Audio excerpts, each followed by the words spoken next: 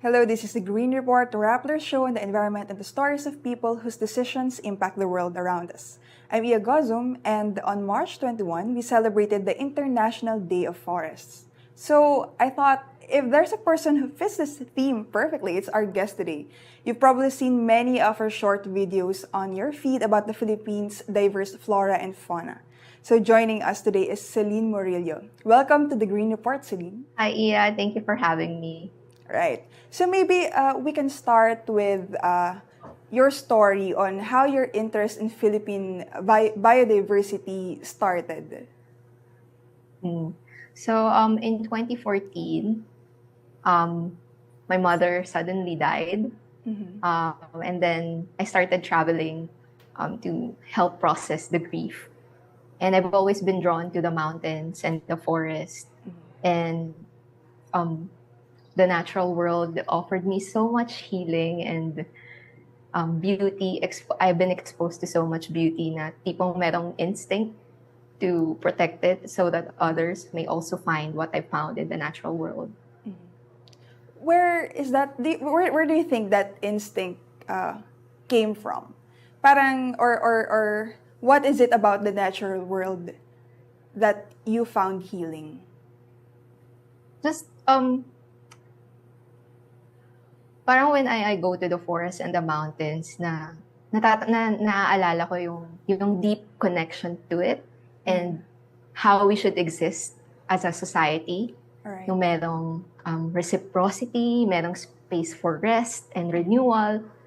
So, ayun, there I found na parang death is not the end kasi in the natural world, it's cyclical, it's cyclical.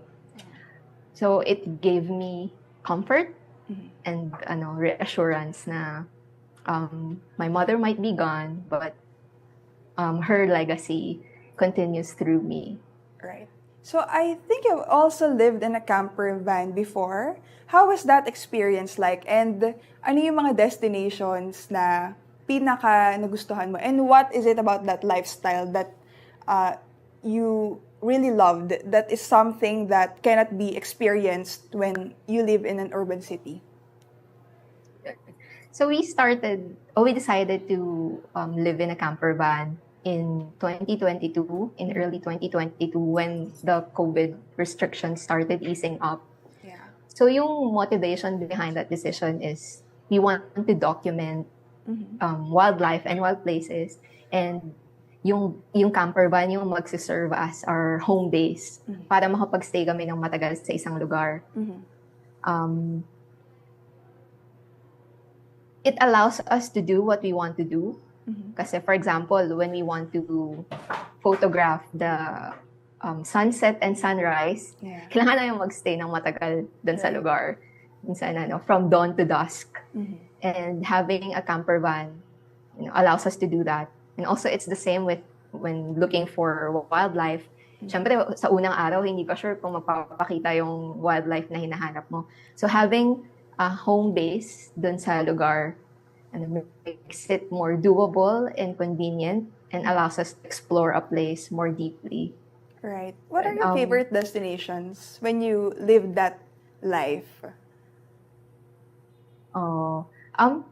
So we lived full-time for almost 1.5 years sa camper van. And mostly we went around northern Mindanao. And my favorite as of now is Bukidnon. Kasi the biodiversity is totally different and relatively more intact compared to the rest of the Philippines. And it has one of the last primary forests in the Philippines. Tapos coupled with the culture, kasi merong mga indigenous communities living around the area, and from them I learned how possible it is to exist with the natural world in a more harmonious way. What are some of the adjustments na kinailangan yung gawin to be able to have that kind of lifestyle of living in the natural world, of really soaking it in for 1.5 years? Tama? Yes. 1.5 years. What were the adjustments? Kasi syempre nasanay na tayo sa routine na kung anong meron tayo dito sa metro. and then I think that's a very, very radical, choice, di ba, to live that kind of life. What were some of the adjustments na, ngayon parang malaki, na parang funny, when you look back? I think yung pinaka adjustment talaga is dwindling down or the things that we own. And to begin with, hindi naman din kami masyadong maraming bagay na wala kami masyadong material ownership. Pero to dwindle it down para magkasya dun sa camper van namin. For example, yung damit namin, sobrang konti lang. Kaya nakakatawa kasi minsan kahit a-attend kami ng formal occasion, ganito yung get up namin. Yeah. So my friends sometimes tease me na mukha na daw akong cartoon kasi parang laging ganun yung damit, ano man ang sitwasyon. Pero that's some of the sacrifices that we had to do in order to survive this kind of life. Right. Syempre din yung doing away with the creature comforts. Walang TV, walang toilet na readily accessible. We have to minimize taking a bath kasi bihira kaming may access nga sa CR. Ganon. Right. So, recently, I've been seeing your post, pagka nagsuscroll ako sa Instagram, pag nagdo-doom scroll ako, so nakikita kita, and right, oo nga, tama nga, may branding ka na nga, like, I can ma-recognize na kita, parang isang ganun ko palang, si Celine to. Maybe you can tell us how you got started in posting these short videos. Ano yung naging motivation? Was it for fun sa simula? I would say it was very intentional kasi we started creating long-form videos on a different platform. Tapos, the motivation behind creating short-form content is, number one, I realized how vital it is to go into those platforms na nakikater sa short-form content to advance the environmental agenda. And secondly, I also realized how the environmental and climate movement have stalled because parang na-stuck kami sa bubble na kami rin yung gumawa. So parang nagkaroon na ng echo chamber and I can feel it na kami na lang yung nag-uusap, kami na lang yung tumatrabaho. So in 2023, I made it one of my New Year's resolution to actually establish a presence on TikTok. Kasi nga, I wanted to reach a wider audience. Yung mga taong hindi pa interested sa biodiversity, in the hopes na mas ma-enjoy yung nakararami para mas lumakas yung movement at magkaroon ng bagong dugo, sabi nga nila. Yun. Kasi like the forest, we are only powerful if you're diverse. Right. So you mentioned na you observed na the envi and the climate change movement are stalling in the sense na echo chamber na lang na tayo, iilang tao na lang din yung magkakausap, yung nagkakaintindihan. And then your response to that was to get into TikTok, a platform that has a wide audience. Meron ka ba mga nakita na changes? Ano yung observations mo sa pag-receive ng tao, dun sa kind of content na nilalabas mo? Parang are they receptive? Sa tingin mo ba tumaas yung awareness ng mga tao when it comes to biodiversity issues? And na dapat ba mas marami pang environmentalists and advocates na pumunta sa platform na to? Isa sa mga napansin kong welcome change and also assurance. Kasi when I release, when I publish videos, you get comments like for example, yung jade vine. For me and for those na talagang interested sa biodiversity, they will say, oh, the jade vine is so common. We encounter that all the time when we go to the forest. Pero here are people who are saying, oh, that's the first time I've seen that plant. I didn't know we had that plant. So sa akin, personally, parang revelation and also affirmation na it's a good decision to get into TikTok. Yeah. Kasi despite you knowing that your peers are informed, there are still others who could benefit from shallow na information. Kasi they don't know about it. And I've always believed na action starts from being familiar with something. So, kasi diba, paano ka lalaban kung hindi mo kilala yung pinaglalaban mo? And to your question naman na kung dapat ba mas marami, of course, kailangan mas marami tayo kasi we're outnumbered by people with maligned intentions who are spreading mal and disinformation on these platforms. And the climate and environmental movement could benefit from reaching out to the residents nitong mga platform na to. Kasi sila yung mas vulnerable and they deserve to know what's going on and deserve to also have the chance to fight for what we're fighting for. Actually, speaking of the Jade Vine, I think yun din yung isa sa mga viral content ng Masungi. Kapag nagpo-post sila ng photos ng Jade Vine online sa Facebook, lots of people share it, ang daming nagko-comment, ang daming nagre-react. Kasi nga, even ako, parang dun ko rin lang sa page nila nakita yung Jade Vine. Dun ko lang siya nalaman na, meron palang ganito. So I think would you agree, there is value pa rin naman there's value in the format of TikTok, of Reels, of Shorts, na you get these tidbits of information, tapos yun yung ina-amplify mo. Kasi otherwise, yung tidbits of information na yun, nalulunod na siya dun sa, alam ko na to, alam to na ng peers ko, without knowing na, hindi pala to alam ng general public. Yeah.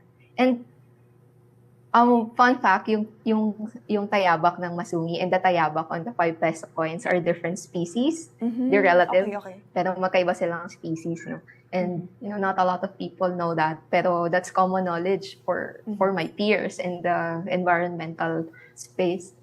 Pero yes, I agree na may value in presenting and offering what other biodiversity advocate would call common knowledge. And my work is proof of that na if you go through the comments, people are saying na, ngayon ko lang yung nakita. Meron pala tayo niyang ganyan. So, I think it's empowering for some people to know na ganun kayaman yung local biodiversity natin. And despite seeing the doom and gloom aspect when it comes to the environment, I feel na this short form content that I publish also offers hope para ma-empower sila to rise up and do something. Right. Could you also take us through your creative process? Paano mo iniisip yung next content mo? Paano ka nag-ideate? And paano ka nag-adjust doon sa format ng shorties or TikTok videos? I'm very proud ako kung dun sa evolution ng body of work ko sa TikTok ay yung mga short form reels kasi I started by lifting content from our long form content. If you go through my feed, yung mga unang in-upload ko parang Nat Geo, BBC Earth type na footage, tas may voice over lang in English. And then I got feedback na, dapat you should show more and tell more, tas do it in Tagalog. Ganyan. So nung una, reluctant ako to first show my face. Tapos pangalawa, to speak in Tagalog. Kasi nga, having spent a lot of time in Mindanao, I know many people would be alienated if I speak in Tagalog. Kasi mas marami yung hindi main language yung Tagalog ng mga Filipinos. So, eventually, I realized na kahit nandun ako, I will never upstage nature. And then I compromised dun sa language by speaking in Tagalog and, offering subtitles in English. Tapos, the way I create content, unang-una, punta muna kami sa gubat, kung nasaan man kami. Tapos, I try to look for species na familiar to me and I can identify. And if I cannot identify it, I ask help from experts. Then, I write scripts, I do my research, I consult with ecologists, botanists, ornithologists. kung tama ba yung mga sinasabi ko. Then, we go back to the forest and film. So usually half a day, we can film 2 to 3 or 2 to 4 videos. Right. Short form videos, ganyan. Nakita mo yung difference? May na-observe kang difference nung nag-shift ka dun sa format na pinapakita mo na yung sarili mo and it's like you're taking the viewer into the forest, no? Talagang pinapakilala mo yung puno, for example. Oh, definitely, meron talagang spike sa views nung I started doing it in Tagalog. Tapos as in katabi ko yung species or nandun talaga ako sa lugar. Siguro kasi nakikita nila yung scale as compared to just showing a green screen na nandun yung species. Tapos nakita nila talaga yung itsura kasi hinahawakan ko. Right. So, parang in a way, sila ako. Yeah. And I'm just the guide. Yeah. Then, para pag nakita nila sa personal, meron silang reference na more factual kasi they saw it in my hands, beside me. I was gonna say, na with you in the video, mas experiential siya for people. It's like going into a park and having a guide you through the forest, right? And introduce you to the plants, to the trees. So kaya mas engaging siya.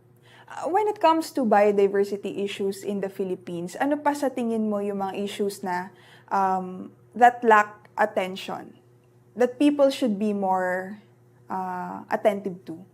Yung hindi pa masyadong napapansin, I think. In addition to the rampant destruction of our remaining forests, yung yung effect ng colonialization to how we view our natural resources. Kasi syempre, di ba, yung history natin ng colonialization, sobrang haba. I think most of our history is just colonialization. And it is evident even in the way we see biodiversity. Kasi we know what a cherry blossom looks like, kahit hindi pa tayo nakakita ng personal. Right. Pero we don't know what a malabulak looks like, kahit na nandito lang siya sa Pilipinas. So this, itong pagtanggap na to ng mga foreign and exotic species, I think it can be attributed to colonialization.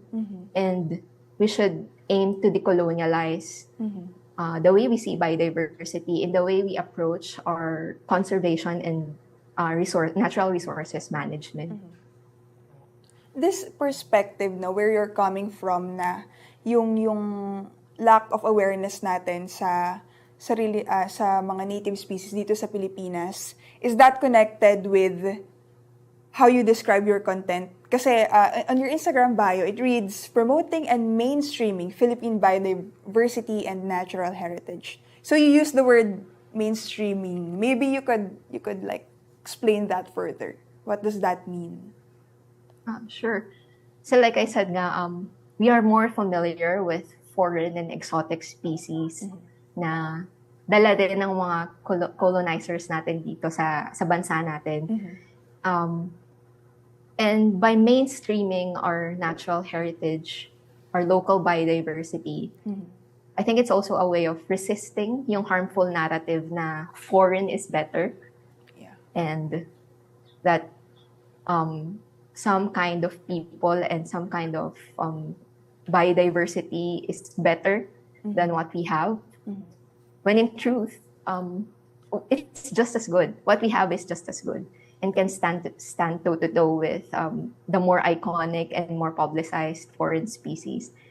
And aside from that, scientifically speaking, mas bagay sila sa landscapes natin. And because foreign and exotic species can be invasive. So tanim ka ng tanim and it can be harmful to our ecosystem, and imbis na makabuti, mas makakasama pa. Right.